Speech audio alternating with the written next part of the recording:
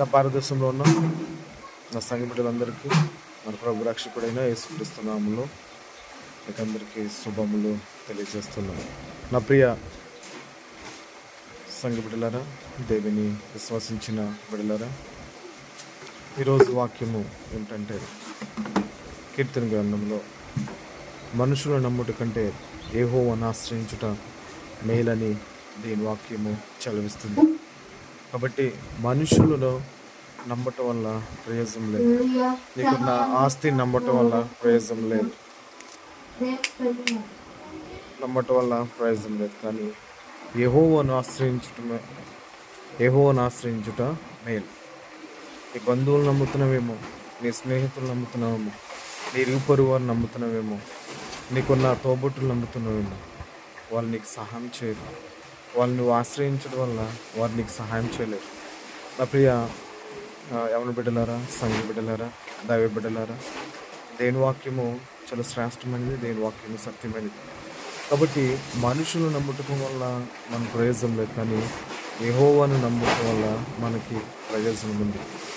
చాలామంది మనుషులు నుండి విడిచిపెట్టినప్పుడు, మనుషులు త్రోసివేసినప్పుడు మాత్రమే యెహోవాను నమ్ముతాం. కానీ అట్టి రీతిగా మనము దైవ బిడ్డలుగా, దేవుని బిడ్డలుగా మనం పిలువబడుతున్న వారము అట్టి రీతిగా అటువంటి స్థితిలోంచి మనము యెహోవాను మనం ఆశ్రయించకూడదు. మనం ఎప్పుడు మొదటి నుంచి మనము యెహోవాను ఆశ్రయించాలి, యెహోవాను మనము ఆశ్రయించాలి.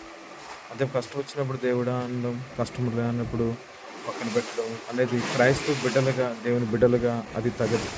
కాబట్టి నువ్వు నేను మొదటి నుంచి మనం ఏం చేయాలంటే ఆయన ఆశ్రయిస్తూ ఉండాలి, ఆయన నామాన్ని గణపరుస్తూ ఉండాలి, ఆయన స్తుతిస్తూ ఉండాలి. ఆయన నామాన్ని నిన్న నేడు ఏకరీతి ఉన్న దేవుడు, ఆయన ఎల్లప్పుడూ ఆయన మనతో ఉన్నవాడు, ఆయన మనల్ని స్తుతించేవాడు, ఆయన మనల్ని గణపరచేవాడు. కాబట్టి నా ప్రియ సంఘ బిడ్డలారా, యవన బిడ్డలారా, ఒకసారి మీరు ఆలోచించి ప్రభు ఎదుటకు మేలులు పొందండి. ఈరోజు ఆదివారం కాబట్టి ప్రతి ఒక్కరు ప్రభు సన్నిధికి వెళ్ళి దేవుని నామాన్ని గణపరిచి, దేవుని నామాన్ని స్తుతించి, ఆయన నామాన్ని స్తుతించి, ఆయన నామాన్ని గణపరిచి దేవుని యొక్క ఆశీర్వాదము, దీవెనలు పొందుకునే వారుగా ఉండాలని ప్రభుపేట మీకు తెలియచేస్తూ ఈ కొద్ది మాటలు దేవుడు దీవించి ఆశీర్వదించి నడిపించునుగాక. Amen, amen. God bless you all. Be faith, be prayer.